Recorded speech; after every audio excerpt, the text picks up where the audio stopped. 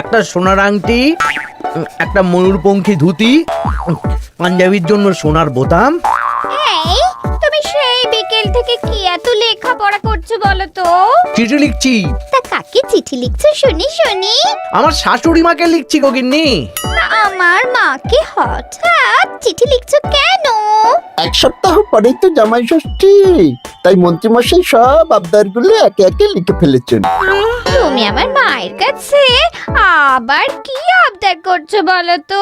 বেশি কিছু না, ওই আমাকে চিঠি পাঠিয়ে নিমন্ত্রণ করতে হবে, তারপর সাদা ঘোড়ায় করে নিয়ে যেতে হবে আমাকে, 3 দিন আদর যত্ন করে খাওয়াতে হবে, সোনার আংটি, ময়ূরপঙ্খী ধুতি, সোনার বোতাম, গলার হার, এই সব উপহার দিতে হবে।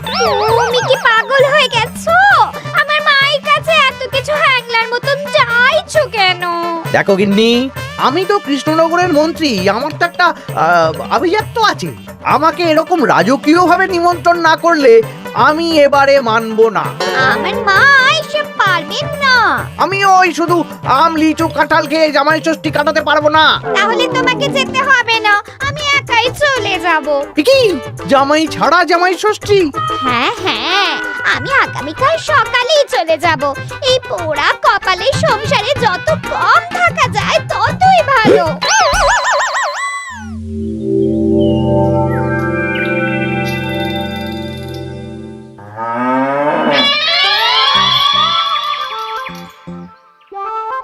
এই চলো চলো চলো চলো।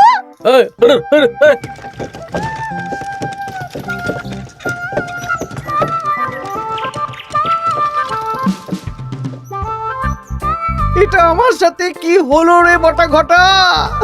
লোভে পাপ আর পাপে চাপ হয়ে গেল।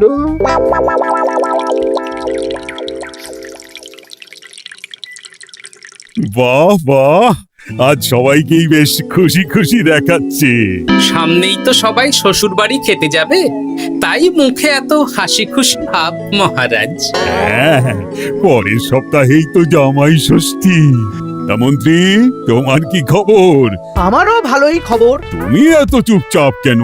আমার জন্য তো আমার শাশুড়ি মা এলাহি আয়োজন করেন, এবারেও নিশ্চয়ই করছেন। কিন্তু গিন্নিমাকে যে দেখলাম আজকেই আপনার শ্বশুর বাড়ি চলে গেলেন, মুখটাও কেমন ভার ভার ছিল। আপনার সাথে ঝগড়া হয়েছে নাকি? এই না না, ঝগড়া কেন করতে যাব? আমি তো গিন্নির সাথে মিষ্টি সুরে কথা বলি। তা গোপাল, তোমার কি খবর?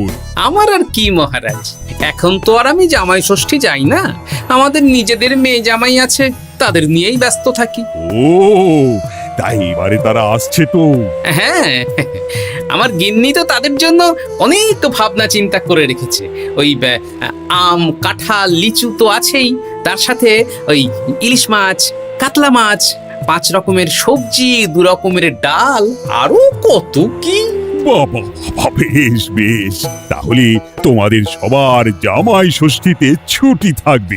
সব কেনাকাটা করতে হবে তো।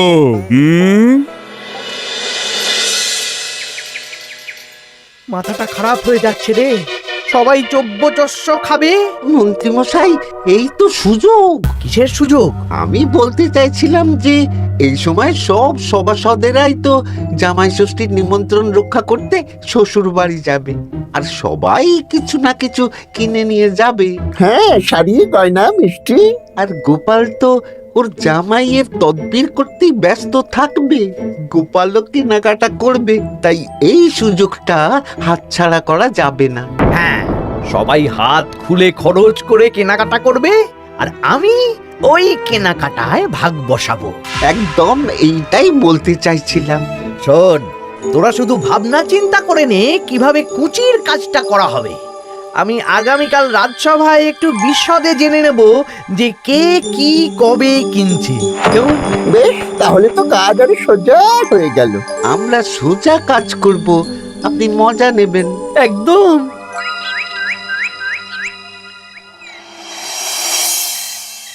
এই কি বলছি শোনো না। মুখ চলছে, কান খোলা, বলে ফেলো। আমি আমাদের জামাইয়ের জন্য একটা আংটি আর মেয়ের জন্য একটা নাক ছাবি বায়না করে এসেছি। হ্যাঁ, মানে? মানে তুমি আগামীকাল সন্ধ্যাবেলা দাম মিটিয়ে দিয়ে ওগুলো নিয়ে আসবে, কেমন? ওরে বাবারে কি হলো গো?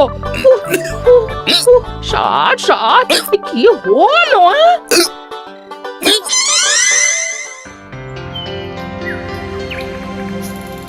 তোমার মুখ ওরকম বাংলার পাঁচের মতো হয়ে আছে কেন? আর বলবেন না মহারাজ, গিন্নি আমাদের মেয়ে জামাইয়ের জন্য একটা আংটি আর একটা নাক ছাবি বায়না করে এসেছে। আজ সন্ধেবেলা আবার সেগুলো নিয়ে আসতে হবে। গোপাল তাই খরচের ভয়ে পাগল হয়ে যাচ্ছে। তা বাকিদের কেনাকাটা কত দূর? আমি ভাবছি ওই আগামীকাল দুপুরেই সব কেনাকাটা করে নেব। ওই শ্বশুর মশাইয়ের জন্য ধুতি, শাশুড়ি মায়ের জন্য ভালো শাড়ি, হ্যাঁ, আর তারপর ওই ফল মিষ্টি আরো অনেক কিছু, হ্যাঁ, সব কিনতে হবে।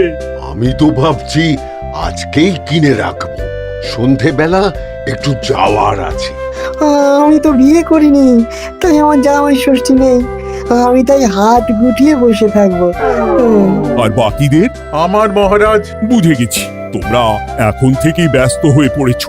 ঠিক আছে, তাহলে আমি এখনই ছুটি ঘোষণা করলাম।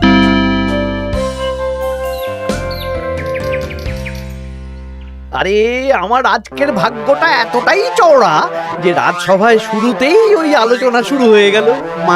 মানে গোপালের মুখ ভার ছিল, নিজেই কারণ বলে দিল যে আজকে সন্ধ্যাবেলা জামাই আর মেয়ের গয়না কিনতে যাবে। আচ্ছা, আর বাকিরা? বাকিদের ব্যাপারও জেনে নিয়েছি। আমি একটা তালিকা বানিয়ে রেখেছি। কিসের তালিকা? এই যে কে কখন কি উপহার কিনতে যাবে। আরে বাস, তোরা দিনে রাতে চুরি কর, বুঝলি, সারা রাজ্যে চুরি কর। রাঘব বোয়ালের খবর তো আমি দিয়েই দিলাম। এর সাথে সাধারণ প্রজাদের ঘরেও চুরি করব? একদম। মন্ত্রীমশাই, এবারে হিসেবটা 50-50 হবে তো? মানে ওই আমরা যা চুরি করে আনবো তার অর্ধেক আপনার আর অর্ধেক আমাদের। কারণ এবারে তো আর গিন্নিমা নেই, তাই আপনার খরচ নেই। এই তোরা কার সাথে কার তুলনা করছিস? আমি এই রাজ্যের মন্ত্রী, তোদের কাজ দিচ্ছি, এটাই তোদের অনেক ভাগ্যের ব্যাপার। হ্যাঁ না, হ্যাঁ, যা পাওয়া যাবে তার 80 ভাগ আমার আর 20 ভাগ তোদের। তোরা দুজনে ওই 10-10 করে নিস, যদি না পোষায় বলে দিস। আরে বাবারে, না না, ঠিক আছে, আপনার সত্যিই রাজি। তোরা চুরি করবি মুখ ঢেকে বা মুখে কালো রং করে, আর গায়ে হাতে তেল মেখে নিবি, ভুলিস না। আচ্ছা মন্ত্রী মশাই, মনে থাকবে। বুঝলে রানী, আমি সব সভাসদদের আজকে থেকেই জামাই ষষ্ঠীর ছুটি দিয়ে দিয়েছি। ভালোই করেছেন, চলুন না আমরাও আগামীকাল বেরিয়ে পড়ি। হ্যাঁ, তাহলে তো ভালোই হয়।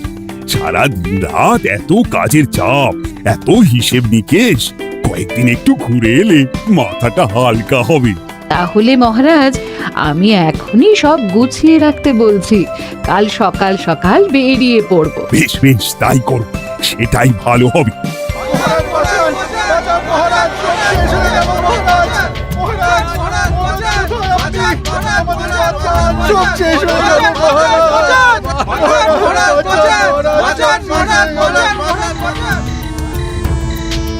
আমি তো আমার শ্বশুরের জন্য একটা পাঞ্জাবি কিনে এনেছিলাম, জানলা দিয়ে চোর শিখ বাড়িয়ে ওই নতুন পাঞ্জাবি চুরি করে নিয়ে পালিয়েছে। আমিও একটু আগে ওই দুটো থলে নিয়ে কেনাকাটা করে ফিরছিলাম, তারপর দেখি দুদিক থেকে দুটো কালো মতন মুখের লোক এলো আর ছোঁ করে আমার হাত থেকে দুটো থলে নিয়ে পালালো। ছি ছি সেনাপতি, তুমি না আমাদের রাজ্যের সেনাপতি, আর তোমার হাত থেকে চুরি হয়ে গেল? দুটো চোরকে ধরতে পারলে না? অনেকক্ষণ ছুটে একটা চোরকে ধরে ফেলেছিলাম মহারাজ, কিন্তু ওর হাতে এত তেল মাখানো ছিল যে যেই হাতটা ধরি অমনি পিছলে পালিয়ে যায়। মহারাজ, আমার তো বাড়ি থেকে দুটো পাতা কাঁঠাল নিয়ে পালিয়েছে, সাথে একটা রূপোর বাটি।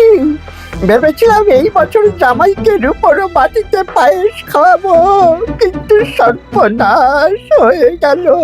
বলো কি?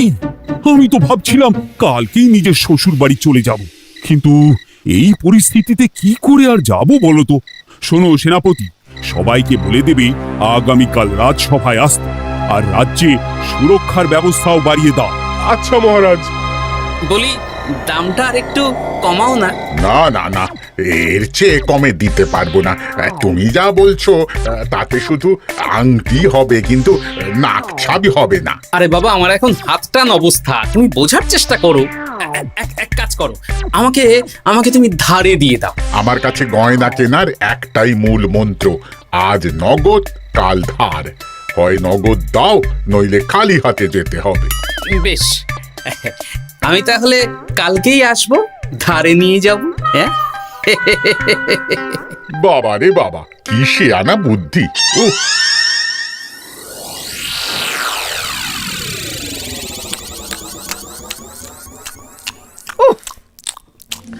একেই বলে চুরি বিদ্যা বড় বিদ্যা, যদি না পড়ো ধরা। ধরা পড়লেই পড়তে হবে হাতে হাত করা।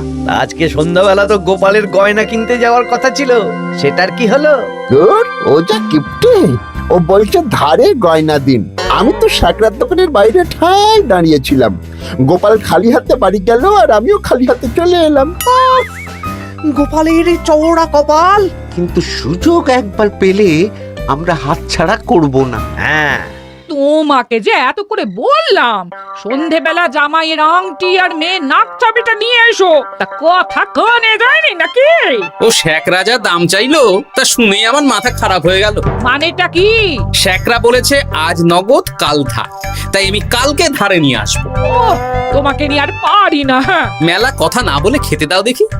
দিচ্ছি, তা বলি রাজ্যের খবর কিছু শুনেছো? হ্যাঁ, কি খবর? এই যে আজকে সন্ধেবেলায় অনেক জায়গায় চুরি হয়েছে। হ্যাঁ, বলো কি? হ্যাঁ গো হ্যাঁ, আগামীকাল তোমাদের রাজসভার ছুটি বাতিল। রাজবাড়ি থেকে লোক এসেছিল, জানিয়ে গেছে। ব্যাপারটা কি? বলছি হাত পা ধুয়ে নাও, খেতে বসো। বলছি দাঁড়াও।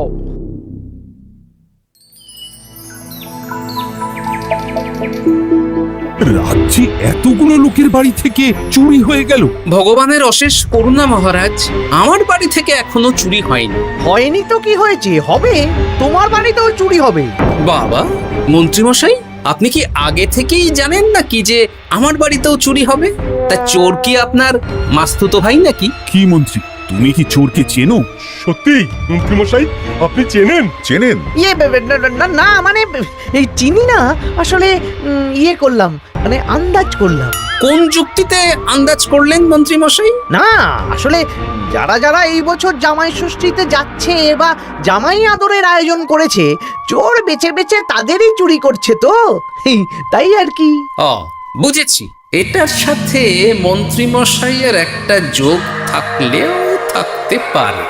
আচ্ছা, যে জন্য তোমাদের ডাকা, তোমাদের যে দীর্ঘকালীন জামাই ষষ্ঠী উপলক্ষে ছুটি দিয়েছিলাম, সেটা বাতিল করে শুধুমাত্র জামাই ষষ্ঠীর আগের দিন থেকে জামাই ষষ্ঠীর পরের দিন পর্যন্ত ছুটি থাকবে। আচ্ছা মহারাজ। আর সবাই একটু সাবধানে থেকো, দিনকাল খুব খারাপ। মন্ত্রীমশাই অত জোর দিয়ে কেন বললেন কথাটা? ব্যাপারটা ভেবে চিনতে দেখতে হবে।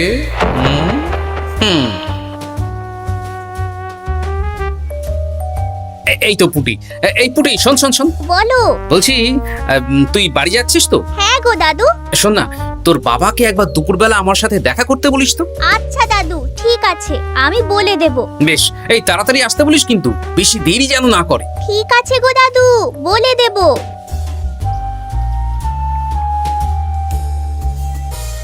এবারে বিজ্ঞানীর বাড়ি একবার যেতে হবে। এটাই কাজ হবে তো বিজ্ঞানী? আলবাত হবে। এই হলো আমার আবিষ্কৃত বিশেষ চুলকানি চূর্ণ। একবার লাগলে 10 ঘন্টা চুলকবে। ঠিক আছে।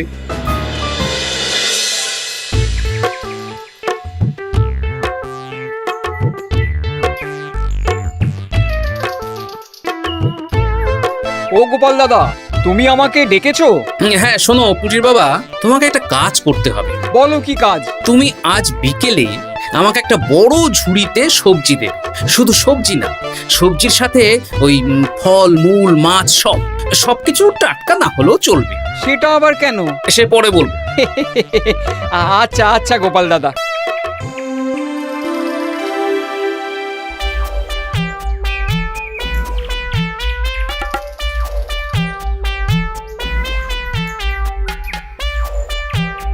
বাবা, পুটির বাবা এত শাক সবজি ফল নিয়ে বাড়ি যাচ্ছ নাকি?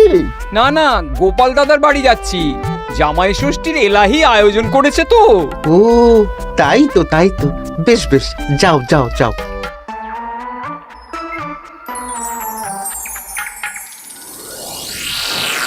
বলিস কি রে? হ্যাঁ, নিজের চোখে আমরা দেখে এলাম। যে পরিমাণ শাক সবজি ফল আছে সেই সব দিয়ে আপনার ওই 1 সপ্তাহ চলে যাবে। তাহলে এই সুযোগ হাতছাড়া করা যাবে না। আজকে ওত পেতে থাকবি, কোন রকম সুযোগ পেলেই নিয়ে আসবি। আচ্ছা মন্ত্রী মশাই। এই এসব তুমি কি মেশাচ্ছ ঝুড়িতে? হ্যাঁ, চুপ, এটা চোরের দাওয়াই। এখন এই ঝুড়ি এখানেই থাকবে। যদি মন্ত্রীর কথা মতন চোর বাবাজি নিলেই ফাঁসবে। যাও যাও, আমার জন্য একটু মুড়ি বাদাম নিয়ে এসো, যাও।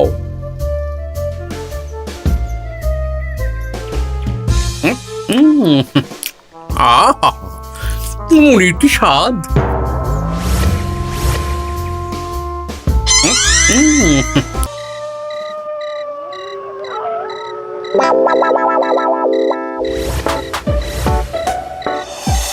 এই কটা সবজি ফলগুলো আমাদের জন্য অপেক্ষা করছে। দেখ দেখ।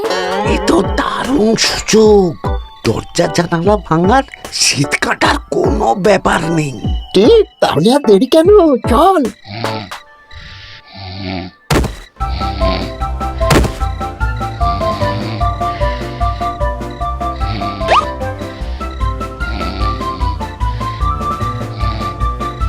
পরিবারে কি চুল করছে রে? ওরে বাবারে, আমারও হাত চুল করছে। পরিবারে চুল করছে তো। ওরে বাবারে। এই কে রে? এই সেরেছে, গোপাল চলে এসেছে। আর পালানোর পথ নেই। এবার আমরা কোথায় যাব? কোথাও যেতে পারবি না। সারা রাত এই উঠোনেই গোল গোল করে ঘুরতে থাক।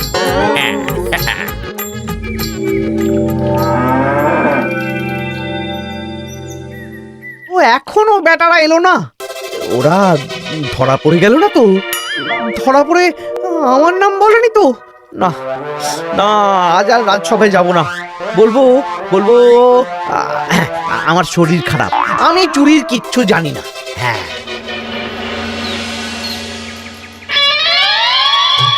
শুধু মন্ত্রী আসেনি। মন্ত্রীমশাই ভয়ে আসেননি মহারাজ।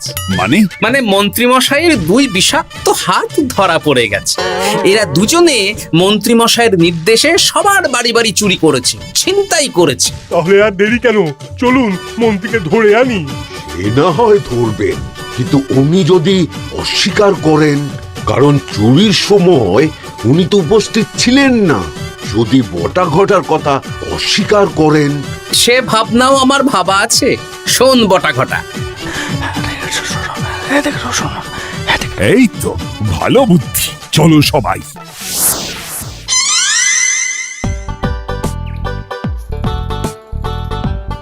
ও মন্ত্রী মশাই। আরে বটার গলা না? দাঁড়া, দরজা খুলছি।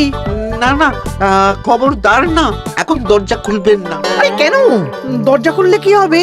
বলছি তো খুলবেন না, আমরা এখান থেকেই কথা বলবো। তোদের চিন্তায় আমি পাগল হয়ে যাচ্ছিলাম।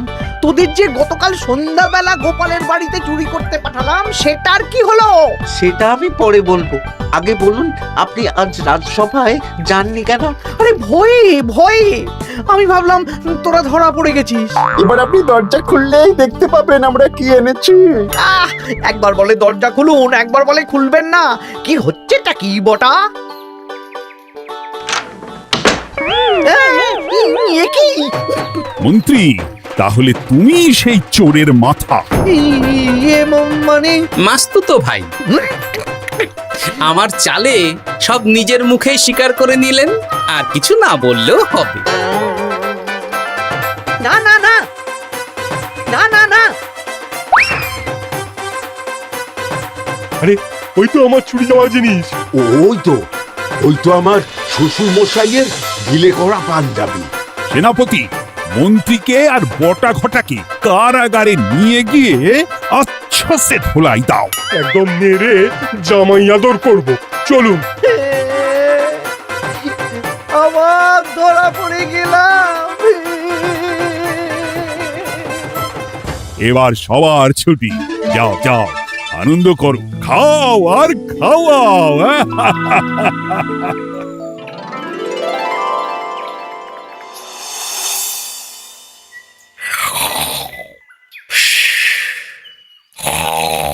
কি গো, বলি বেলা তো অনেক হলো, উঠবে তো নাকি?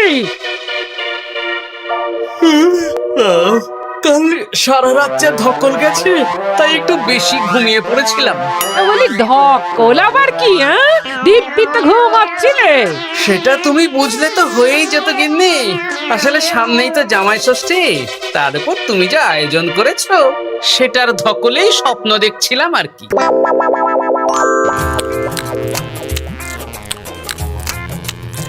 জমানো দই, জমজমাট খাবার, দারুণ হয়েছে রান্না। জমজমাট জামাই ষষ্ঠী, শুরু হবে আমার কান্না।